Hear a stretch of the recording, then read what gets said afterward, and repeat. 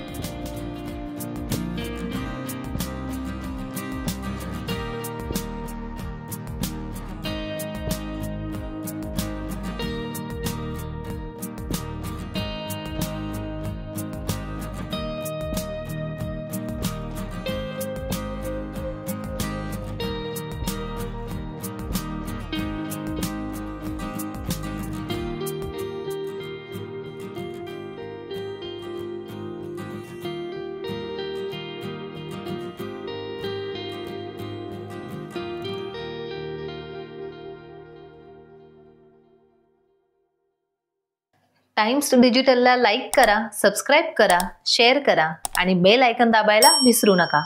पाहत रहा times digital.